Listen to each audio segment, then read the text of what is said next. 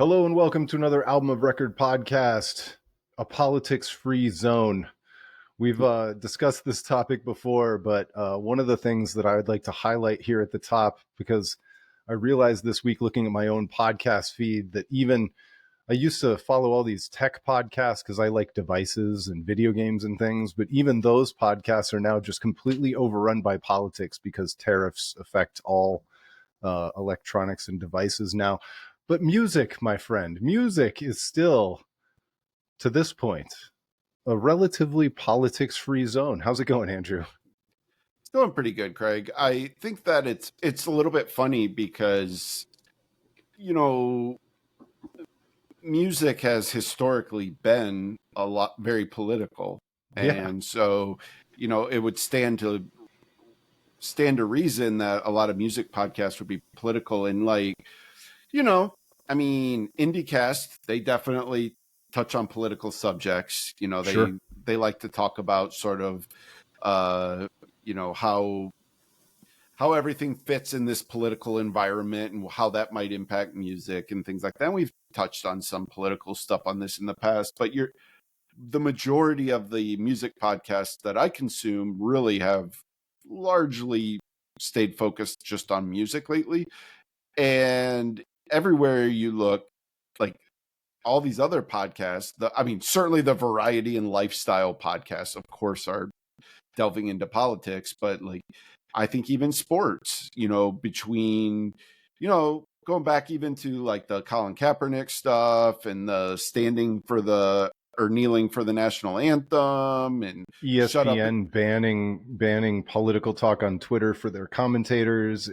Shut up and dribble, all this stuff. Like politics, we barely talk about actual games anymore. We're talking about the culture around the games, and then what did LeBron say about the president, and did this team visit the White House after the championship, and if they did the governor show up? And oh my God, we could talk about the vice president breaking the Ohio State national championship trophy.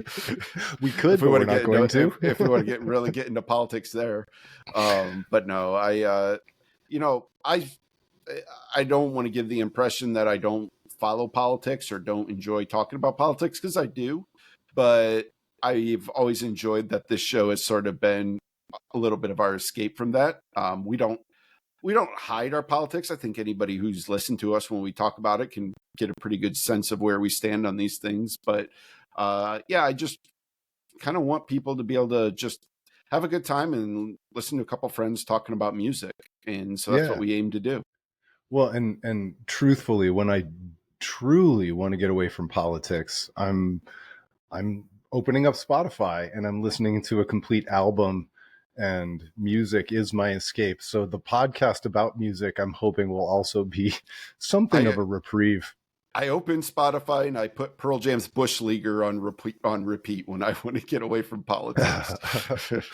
Yeah. And by the way, you and I look forward to the day that we get to talk about politics as it relates to breaking up the ticketing industry. But other than that, we'll stay out of it. I think it's funny how, I don't want to, I almost was going to knock us into a little bit of a political wormhole there, but at least tell everybody where you were thinking about going, and then we'll not talk about it. How funny and silly Bush Leaguer seems now. Oh, how tame George W. Bush seems relative or Hail to the Thief. Yeah, it's just funny to me now, and people complaining about Mitt Romney's binders full of women, and you go down the line, it's just sort of funny to look back and be like, man, this was what was considered extreme and far right. The ultimate example is always the Obama's suits, inappropriate suits. The tan suit. Yeah. But as everybody says now, here we are. And here we are. All right. So first things first, I wanted to tell you something that I did on Spotify today. My old school website that tells me what I've been listening to on Spotify before Spotify Wrapped seems to be broken. So I've started looking into iPhone apps that will analyze what I've been listening to on Spotify. I'm forever on a quest to remember the things that I've listened to and not forget about albums and keep them in my life longer. The older we get, the more music we've forgotten is kind of how I like to think about it these days. That And is true. I'd like to not forget quite so much music. So I loaded up this new one today, and not only does it give me stats, but it showed me how to request my data backup from Spotify, including all my past listening statistics. And it could take up to 30 days for me to get it, but once I do, I will be able to upload that into this app. And I mean, you want to talk about making me want to pay for an app and lock in on a stats app. I think this has the potential to do it. It's a stats.fm, and I'll let you know how it goes. But requesting Nice. my data backup was really hard to find, but I figured it out and I've requested it. And this is like I to be continued. But I'm excited because as wonderful as Spotify is, you and I have talked about repeatedly how hard it is to stay on top of things, to stay organized, to think of what to listen to now. Especially when you and I turn the page on a year, some of the things that maybe I even really loved in 23 or 24 don't come to top of mind, and I never think to listen to them again until maybe the band releases a new album. Nice. Yeah. I was debating whether I try like some messing with some technology here that I've never done on this show before and sharing my screen to show you how I've been tracking this year. But I don't know, like, does it let you share like just one window, or do you like Yes. one app? If I hit this, If you open the browser tab and if you drag it, you can select just that one tab. unfortunately, this is not going to work though, because being on a Mac, I have the dreaded privacy thing that Yeah, let's is save it for another day. is not going to work, unfortunately. So, but I set up in the app Notion. I created basically a database that I like set up a template, and then I put in the albums that I'm looking forward to that are coming up on the horizon. But then I also have one where I can check a box that I want to remember them to listen to them. And then I have a browse tab, and it shows all the albums I've marked that I want to listen to for the year. And they're all linked directly to the Spotify album. So I can just click on it in Notion, and then it opens up Spotify to that album, and then I can play it there. So I've in the past done everything with like in Spotify, just making playlists for everything, and I would just keep them in my sidebar throughout the year. So I would scroll through, and my playlist would just be like the album itself. But that got to be clunky over time, and it would always like fill up my sidebar, by the end of the year, and it was a pain to then go at the end of the year, clear them all out and stuff. It was just got to be too much maintenance, so I wanted something a little bit easier. But yeah, Something a little bit easier but far more complex and caters to your skill set as an uber geek in your day job. yes, that is fair. But yeah, no, I get it. All right, so first things first, you're speaking to a very tired boy. It's Thursday when we're recording this, and I went out on a Wednesday night to a sold out Cleveland House of Blues for a reunion show for Soul Coughing. I'm not the world's biggest Soul Coughing fan, but I got to see them play a free show at the Hatch Shell in Boston when I was in college in 1998, and I had an utter blast. They were just really fun. They sounded great. The crowd was infectious. And so with those memories in mind, I had some friends who really wanted to go, and I jumped along for the ride. As it turns out, I'm kind of a top four songs with Soul Coughing. Um, there's a lot of stream of conscious. It's obviously not stream of conscious because they play the same songs over and over and over again. But that style of writing, where it's kind of not quite rapping, not quite beat poetry, but somewhere in between, sing speaking. Um, what I came to find out is that my favorite soul coughing songs are when Mike Doughty picks up the guitar, and they sound more like real songs. But anyway, it was cool. I wouldn't say I loved the show, but it was just cool to be in the room and to be with so many people who were having a religious experience and fulfilling whatever they needed to fulfill in seeing this band that nobody ever thought was going to get back together again. So, a couple thoughts. One, I didn't even know they weren't together anymore, so that's interesting. Apparently, they hated Two, each other for a long time. oh, okay. Two, what is their biggest hit? Super Bon Bon. Would I know it if I heard it? Oh yeah, and Okay. probably In Circles is the second biggest. It's so funny because when you told me that you were going to see Soul Coughing, it dawned on me I certainly have heard of this band, but I really couldn't think of a song that they created off the top of my head. So clearly, I am way out of my element to talk about anything related to Soul Coughing. But I do think it's kind of interesting that like they were not. I know that they were not a small band. Like I certainly know, like I can see at least one of their album covers in my head. Like you saw it placed. It's so funny that this band could be so like in your consciousness as existing as a band, but like I don't know anything. Like I don't know where they're from. I don't know even like what kind of music they play. Like I know absolutely nothing about Soul Coughing. That's Total kind of blind funny. spot. So, and to your point, they have almost 275,000 monthly listeners, so not huge. Mhm. Super Bon Bon has 16 million streams, so not that many. The second biggest has 12 million. So I would have thought they were bigger, Yeah. just based on my friends and what I know about them. Yeah. I don't even like Super Bon Bon. I don't Yeah. know that song by title. Like that doesn't it's not even like ringing familiar to me. But I'll Move listen to it aside after the show. and let the man go through. Let the man Mm. go through. Super Move Bon upside. Bon.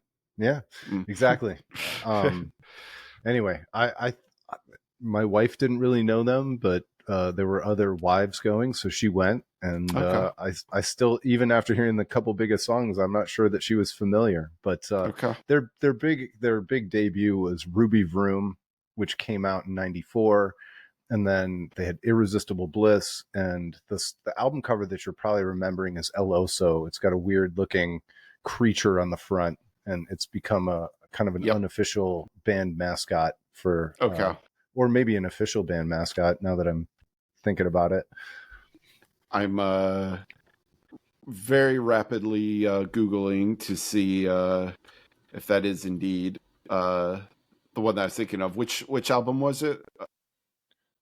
Ruby Vroom was the big one, and then El Oso album cover is the one with the most iconic. Oh, well, okay. So I do know that one, but that's actually not the one that I saw everywhere. The one I saw everywhere was Irresistible Bliss. That's the cover I remember seeing everywhere. Um, which, I mean, maybe makes sense being in 1996. Like that was sort of like the heyday of my high school, like listening era, like where I was like super conscious and aware of a lot of different kinds of music. Like 94, I feel like I was still discovering things and still young. By 98, which is when El Oso came out, I was actually in college at that point because it came out September 29th. So I was already in college and I was probably just listening to very different stuff at that time. But So Mike Doughty has had a solo career since. He's been probably the most active and visible member of the band since they had broken up in 2000. But I'm looking up the quote here. He likened Soul Coughing to a dark marriage, saying he felt deeply unhappy with the group but unable to leave because it was successful. it's always sad when that happens. I I feel bad for bands that are like that. In like there's been a few different eras of Pearl Jam where there were a lot of tensions within the band, but for the most part, like it's always been, especially today, like it's just nice seeing them as a group of friends and a brotherhood. Turnstile, another band I love, absolutely has that. Like they, you know, all good friends. They do things collectively. Like help Blink 182, I think is a really cool story in terms of their reunion, because again, that was a situation which there were hard feelings and different members of the band very much did not like each other for a while, and they kind of came together in a way in which they said, like, if we're going to do this, we're never going to break up again. Like, I think that was the Mark Hoppus thing that he talked about. Like, they collectively just decided, like, we need to decide right now, are we brothers or are we not? And like, if we do this, like, we'll figure out systems for how we can veto things and making sure we all have equal say and participation, but we're not going to do this and then break up again. Like, if we do this, like, we're a band for the rest of our lives. This is the brotherhood. And I think it's cool when bands can find that. But I just always feel bad for bands that, like, just don't get along, but feel stuck because the machine is bigger than, the individual. And it can be a scary thought, like when you're inside of that, to be like, well, I don't want to do this, but if I don't do this, I'm going to lose my livelihood. Like, what are the chances that I'm going to strike gold again with a solo project or another band? Like, it's very rare, very hard to do. Well, and on top of it, it's kind of one of the unofficial main topics of this podcast, because how many times have we seen these bands that find success and then they realize later that they're kind of married in a way, and they hadn't really prepared their relationship, business or otherwise, for all the dynamics that come with splitting up real money. It's really easy when you're all splitting up gas money, but all of a sudden, if there's hundreds of thousands or if you're lucky, millions of dollars to split up, and songwriting credits are going one way and performance credits are going the other way, and you've got departed members who got songwriting credits and are being paid while not session, but touring musicians are taking, the whole thing gets kind of crazy. It does. And I'm not sure that anybody's actually ever prepared for it, but they have to find a way to deal with it. And it's fun that we're old enough now, and our heroes, are old enough now, that we've seen all the different storylines play out. I don't know that you and I could be surprised anymore. Yeah, no. You know what I was just thinking too? Is to go back to another band that is probably the absolute, like, pinnacle, like talking about hashtag goals of what you would want to be in terms of a brotherhood in a band, is Rancid. Like, that is a band that has been around since 1990. Was it late 80s?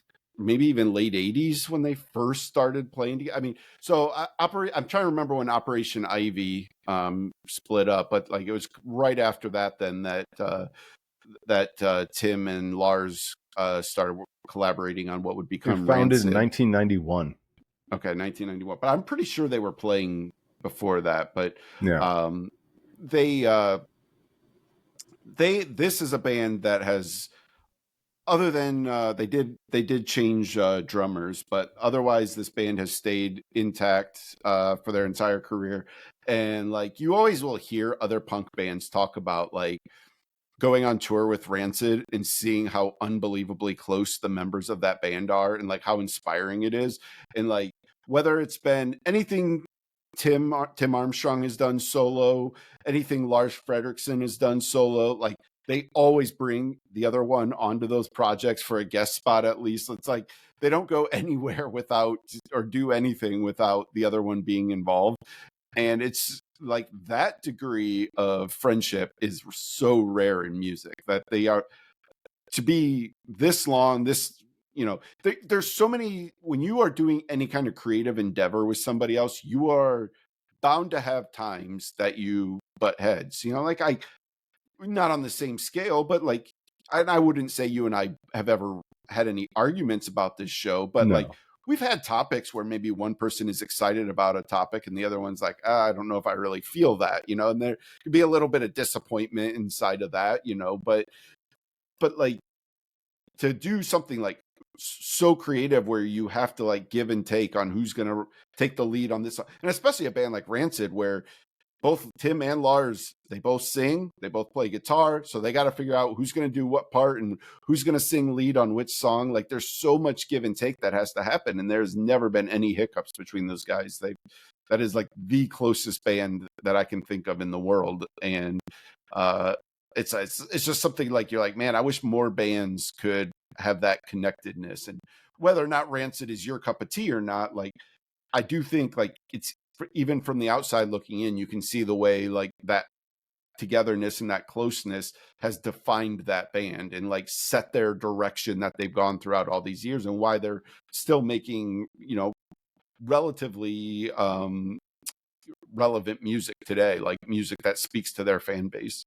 Yeah. Well, and one of the other things that you and I talked about today is how we've been scouring YouTube, watching live clips of Deaf Heaven. And the first thing that I said to you, because I watched some clips this morning, and the first thing that occurred to me, and I've watched this band for a long time over the last, a bunch of times over the last 10 years. And not to say that they've never looked like they were having fun before, but something feels different about the clips that I've seen over the last couple days, where of this tour that they're currently starting on this new record. They look like they are having more fun than I've ever seen them before. Nothing looks workmanlike.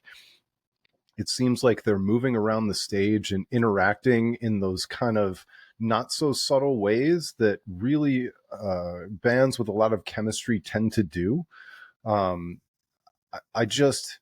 hope that my body language expertise is accurate, because there's nothing better than, it's especially crazy coming from a black metal band that plays such aggressive, caustic music, to see them like really enjoying themselves or seemingly enjoying themselves. It's just phenomenal.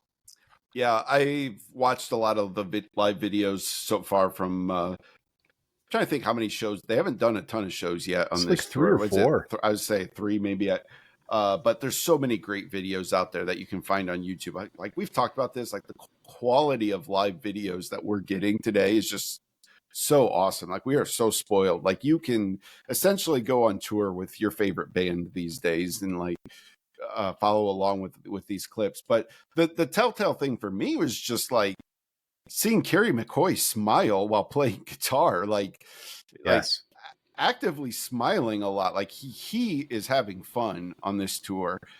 And you know, it's for George, I think it's a little different. Like you have to bring you have to be in that intensity to be able to scream the way he does constantly. But like even seeing him move around the stage and really commanding the audience again, and like I want to be careful because can be a bit of a reductive take, and also it probably can infer things that Deaf Heaven probably doesn't feel.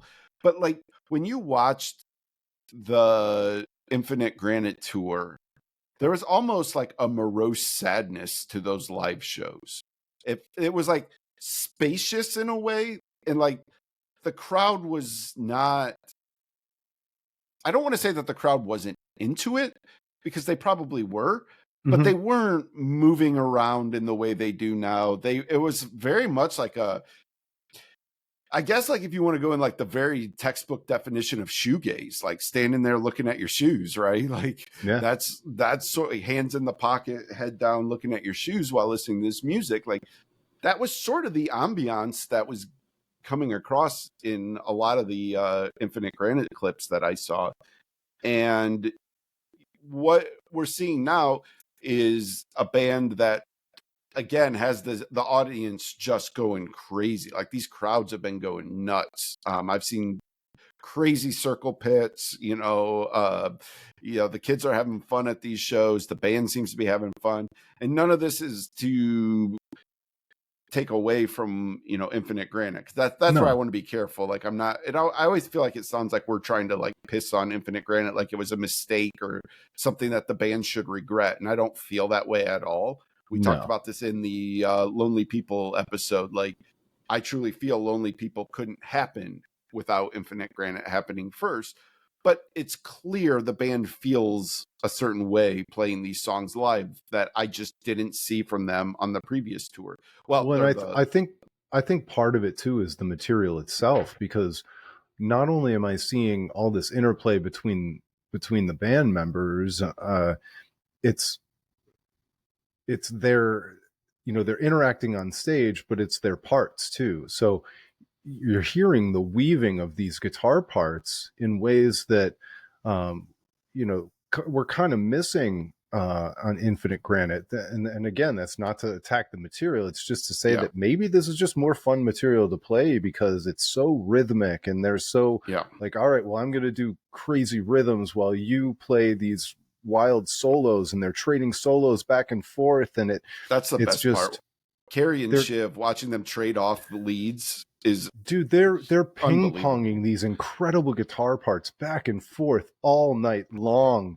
and it's Yeah, almost like they're appreciating each other back and forth from across the stage, and I just love to see it.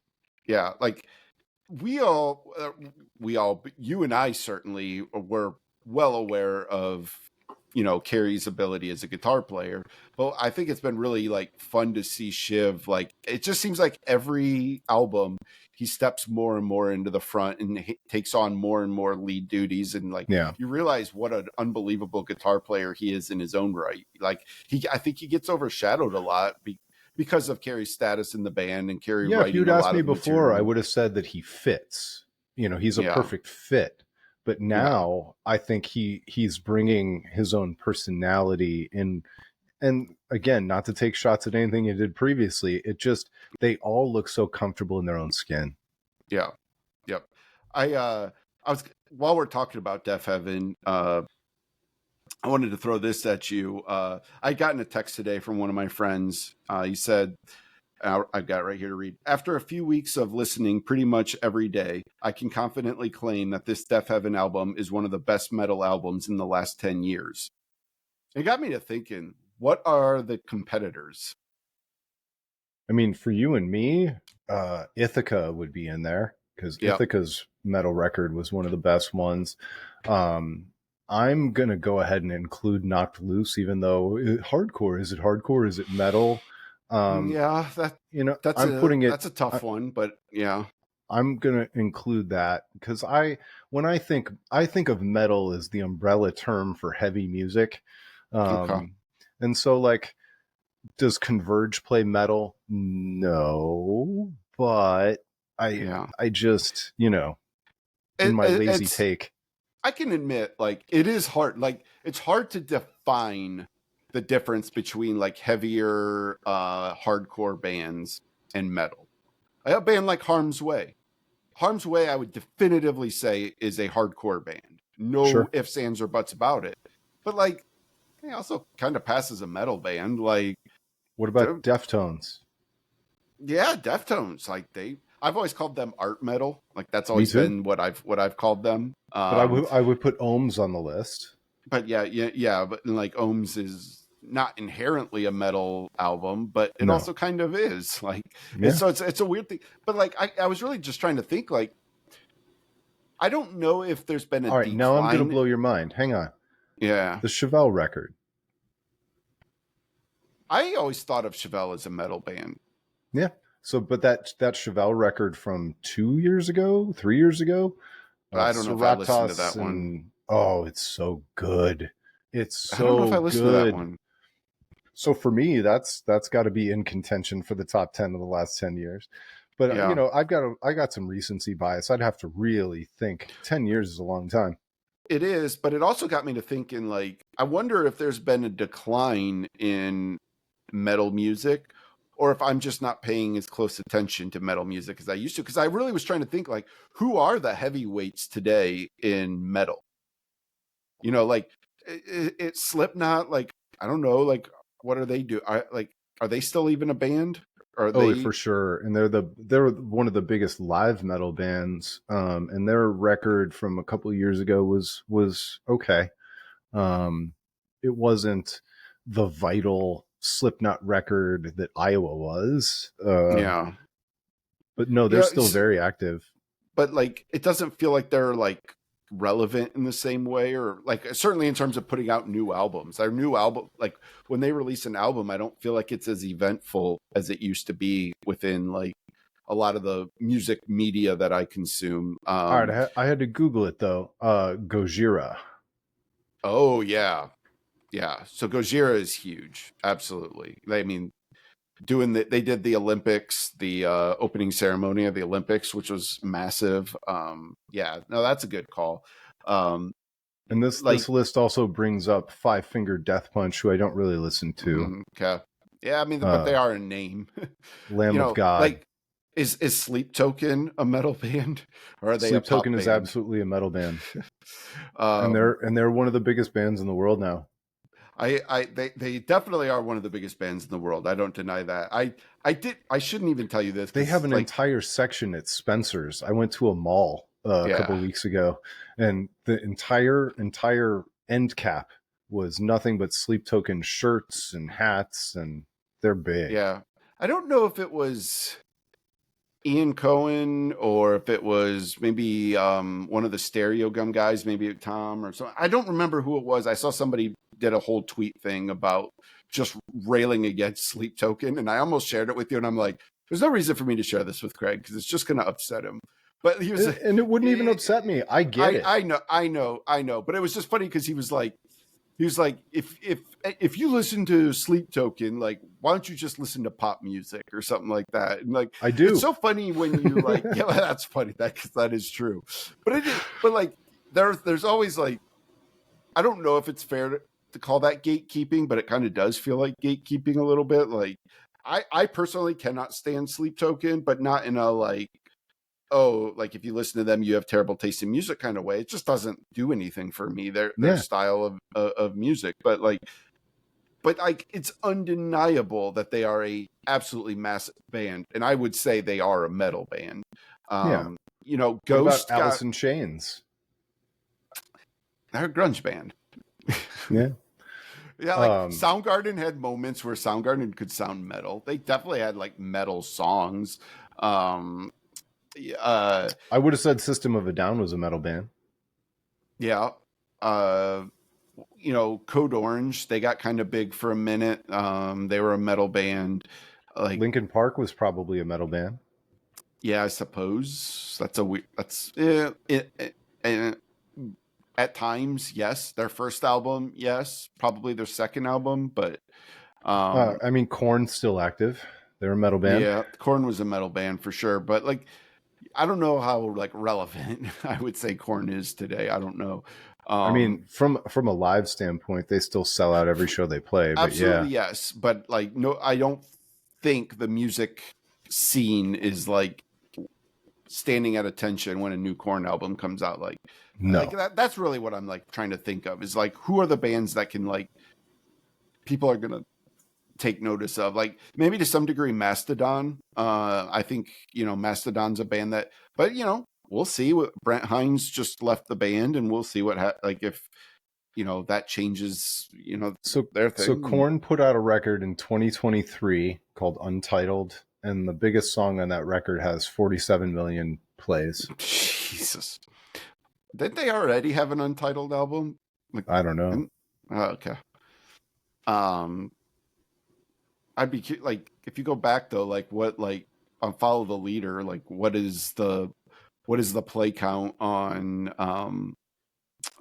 what's it called, the big song from Freak on a Leash? Freak on a Leash. 620 million. Jesus, man, that band got so huge. It's like, that's incredible how huge Korn got. All right, let's do it real quick. The top 5 streaming songs for Korn: Freak on a Leash, 620. Coming Undone, 450 million. Falling Away From Me, 352 million. Blind, 223 million. And then, I don't even know this one, Y'all Want a Single. Oh my God. Yes, that's 180. I do know that song. That song is terrible. That's hilarious. 183 million. It's a bit of a lark. You know, it's yeah. And then actually, I take it back. For some reason, they're out of order. Got the Life has 301 million. I was going to ask about Got the Life. I was Twisted surprised. Transistors got 221 million. Oh, I forgot about that song. Huh. Nothing. Anyway, No sign of Adidas. no. Or what was the other? What was the other?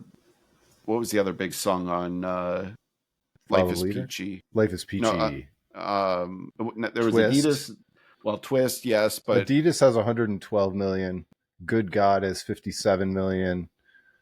there was another Twist single has that 87 million. Chi has 21 million. Anyway, no place to hide. No 8 Place to million. Hide was the other single off that. 8 That's the million. one I was singing. Oh, that's it. Wow. I always liked that song a lot. Apparently, a lot of people didn't. Well, 8 million people did.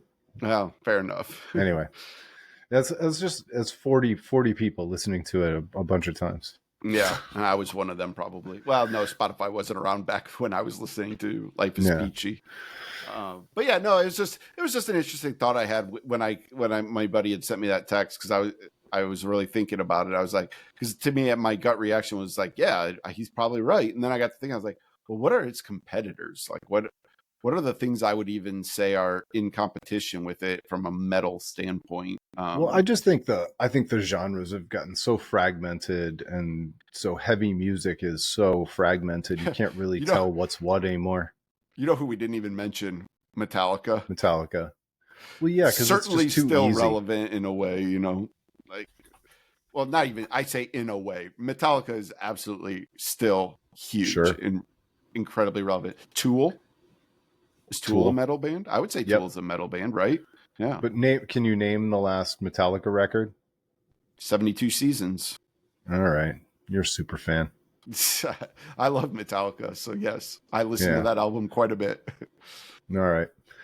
So where do you want to go next? We're going to talk about another band with a horrible name, and another band that is incredibly close, which is kind of a cool thing too. But yeah, we can talk about it. So the band horrible name. Yes, and the band name is Momma. Momma. I do like better than Great Grandpa. I'm more excited to talk about Momma than I am to talk about Great Grandpa. But it still makes me feel like an infantile to talk about Momma. Yeah, fair enough. This is a band. They're originally from the West Coast. I believe they now live in Brooklyn. They moved to New York from Los Angeles. Okay. Primarily two very good friends, two very close friends who grew up together. I don't know their names off the top of my head. Etta Friedman and Allegra Weingarten. There we go. And they came together and formed Momma. They've actually been around for a while. They've got a new album out called Welcome to My Blue Sky. It's their fourth album, I think, already. Their first EP came out in 2016. Yep. Yeah. So, they've been around almost a decade already. But I didn't notice them until their last album in 2022. I want to say. And I already thank you. I looked it up before the show. I told Craig, I got to look up the name of that last album, and I already forgot it. But yeah, Household Name. That was an album I listened to a lot in 2022. And then I kind of just forgot about it. But that album was awesome. It was like peak grunge revitalism. It was elements of Smashing Pumpkins were in there. Like, it was this like heavy grungy mixed with just like I don't want to use the word shoegaze because I don't think that's the right word, but this like more airy sound that they would like, the light and heavy that they would contrast that they would do. And when those songs went hard, like they went really hard. That album was really awesome. This iconic album cover too. Yes, very cool album cover. Had a red station wagon on the cover, kind of blurry going down the road. But it immediately like puts you in a headspace, right? Like you get a feeling from that album cover. So Welcome to My Blue Sky. It's their new album. First of all, I love this album. It's actually one of my favorite albums so far this year. But like, it's a pretty different sound. I think Pitchfork referred to it as grunge pop. To me, I would just call it like indie. It's more of a lean into indie rock than the grunge but those grunge elements are there when this thing go like uh ironically enough, the song Last Kiss does not sound like Pearl Jam's Last Kiss. It is one of the heavier songs on the album, but like there are moments on here that do still go pretty hard, but there's a lot more airiness to it, a lot more space to breathe on this, but so much melody in the harmonies between the singers is just so like I feel like I use the word ethereal too much on this show, but like I don't know what other word to use to describe some of these songs. Not a perfect album. There are some slow moments on this that it can take a minute to get into, and I also think you have to listen to this album in the right setting. And I'm going to let you talk about your feelings about this here in a second. But like, what's funny is when I first told Craig you should give this one a listen. He's like, I tried listening to it in the car with my kids. I wasn't really feeling it. And I was like, you got to listen to it again in a different setting. And what's funny about that is like, sort of ironically, considering their last album cover had a car on it, I think this is not a great car record. Like I listened to it in my car and I didn't like it near as much listening to it in the car for whatever reason. It's a weird thing. But if you're like sitting at your desk and want something to listen to, or if you're reading a book or like just, I don't know, like doing something where you want some like accompaniment music, cooking dinner, something like that. Like this is such a great album for that. And like, I like they, it starts out kind of slow. Then you get into like songs like Rodeo, Stay All Summer, New Friend, like the middle part of this album, like just these, I almost hear like the Breeders, sort of like you hear some like Breeders influence, like those 90s influences are still there. It's just less Smashing Pumpkins, more Breeders, more Liz Phair, that kind of stuff. So I brought up Elastica, yeah, that's a perfect one too. That's a great comp. And I know it might feel lazy to bring up female singing groups, but like it is what it is. Yeah, there's 2 female singers in this band, so like that's what it sounds like. But yeah, this is one that I personally would have no problem recommending to just about anybody. We sometimes have to sort of couch some of our recommendations with like, well, this is not for everybody, but like this one I think could be for anybody. If you like melody, if you like harmonies, like you'll like this album. If you like, catchy hooks, jangly guitars, like it's all there. Like, so that's my feelings on it, but I'll let you kind of give some of your thoughts on it. Yeah, I think this one was a slow burn for me. I didn't love it the first time. I think this is a great headphones record. I think you plug in a good pair of headphones and play it at a reasonable volume that you start to hear a lot of the little things, because it does have, I do think shoegaze is reasonable to offer as a description because of the big but compressed guitar sound. Yeah. And so even when they do get grungy, it's more subtle because of the ultra compression on the guitars. And so unless you're listening very closely, you might think the guitar is a little bit more monotonous than it actually is. I look forward to seeing this band live. I noticed they're coming to my town in September. And so I'm going to try and go see them because I think it's going to be a very different but enjoyable experience live.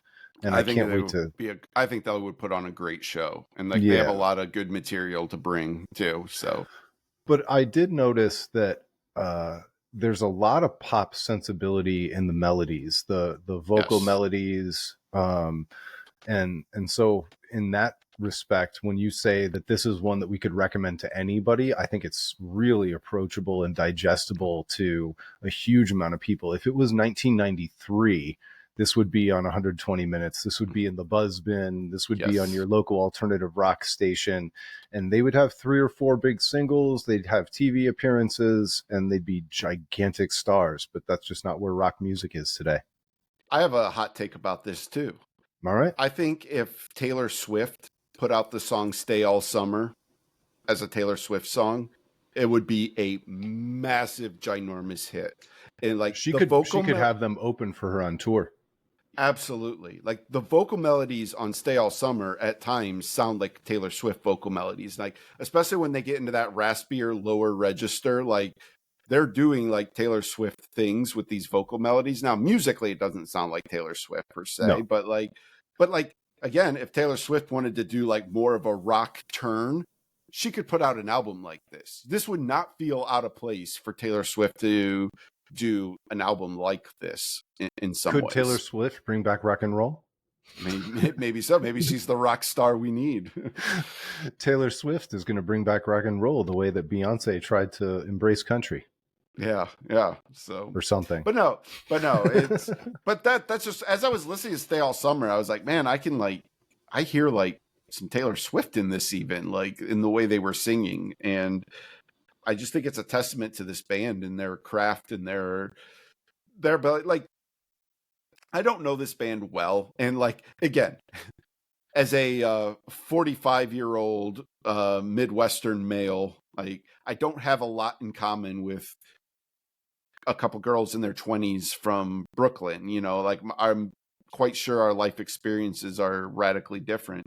But like there's something in these songs that, like you said, are just so approachable to anybody. Like there's something relatable to that. And I've been reading a little bit about this, and like it's almost like funny. Like they shared like screenshots in one of the interviews. They shared like screenshots of that the two of them had sent back and forth about like talking about like, oh, I've written this for this song. Oh, cool. Like I'm working on this part for this. And like there was almost just something like refreshingly Innocent. simple and basic and innocent about it, you know. Not you know, I don't want to portray these as like, again, like these are not like, you know, these like super clean cut pop stars or anything like that. Like this is a rock band, and you know, it's probably not fair that we're only focusing on the two female members. They have two male members as well who are permanent members of the band now, and they talked about, you know, how much having them in the band has changed things, like how comfortable they are with them and how much they appreciate them being in this band. Like this is, I let off talking about, this is a band that's very close, their members, and I think it really shows in a lot of these songs. These are just well-crafted songs. So like if you want to if you want to call them grunge pop, like I can live with that as a descriptor for this album. Like, yeah, grunge pop, that's kind of what this is. Yeah. And for a band that's been around going on 10 years, they're really still very kind of young in their career. So Yes. it feels like this is really a step forward, and by no means has to be the final step forward. So Definitely not. I feel like we're still kind of on the ground floor with this one. And it'll be really exciting to kind of see where the next steps take them. Whether this is the kind of band that could do an acoustic record. This is the kind of band that could, you know, go even heavier. I have no idea. Yeah, it does feel fairly limitless what they could do next. They could make a pop record. I mean, I just have no idea. They've got so many different sensibilities mixed in to this material. It's just there's a universality to it. There's just a universality to it.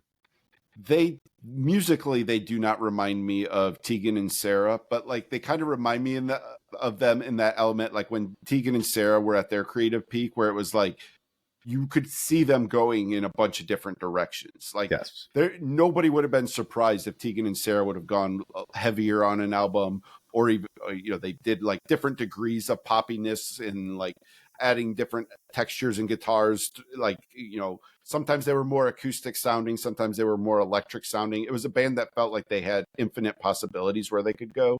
And I kind of hear that same similarity in this band as well. So yeah, it'll be interesting, because you and I are sometimes a little bit delusional about how big or small bands actually are. You know, is this the kind of band that gets to play a song on Colbert? Do they get any kind of exposure? What's the ceiling on a band like this in 2025, the year of our Lord? Like, I have no idea anymore. I just have no idea.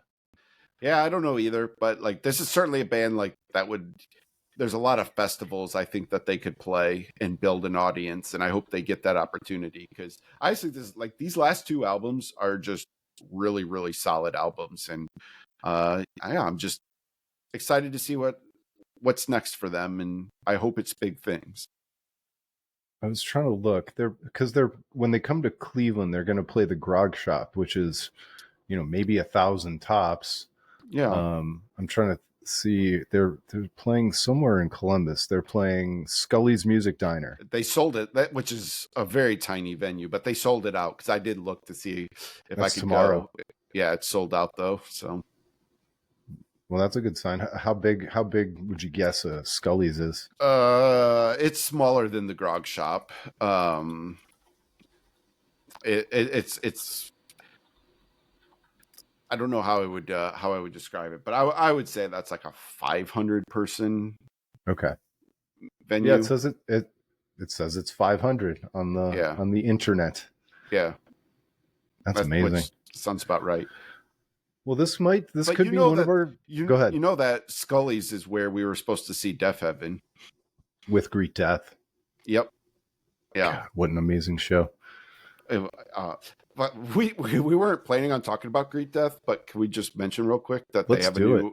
they have a new album coming out, and I am so excited for it based on these singles that they put out. These singles are so freaking good. And their refreshing interview about what they're like at a band their size and keeping their goals in check and embracing exactly what they can and cannot do. Yeah, and I've had so much anticipation for this because yeah, they're was it New Hell? Is that what it was called? Yeah. Their last album. What year did that come out? It was 22? pre-pandemic, wasn't it? Wasn't it pre-pandemic? Oh, I think it you was might be right. pre-pandemic. 2019. Yeah, like it has been a long wait. Now they did put out an EP since then, but New waiting Low for came out in 2022, which was very good. But waiting for like a proper follow-up album, it's been a long wait, and so I didn't know what to expect. You know, a lot can change with the band over time, but the two singles that are out for this album are just unbelievable. And I shared this with you. I went total impulse buy. I just went straight and pre-ordered the album. I was just like, all right, I'm going to pre-order this. Like, I like these singles enough. Like, I want to hear this on vinyl. So I'm very stoked for this. This is an easy band to root for. I've always rooted very hard for this band, and I'm excited for them. And they play a kind of a sullen. They're a hard band to describe. It almost sounds southern twinged, even though they're kind of from Detroit in the Midwest now. You would totally think this was like almost like a Louisiana band or something like that. They're very, very sarcastic on stage, which I absolutely love. But it comes across in their interview too. Their interview, I think, was on Stereo Gum, and you should absolutely read it. It's not many band interviews are compelling and interesting the way this one was. But it was just awesome. I'm really looking forward to this one too, and I'm looking forward to seeing this band live again. They came with Foxing and Home Is Where a couple of years ago, and what a show!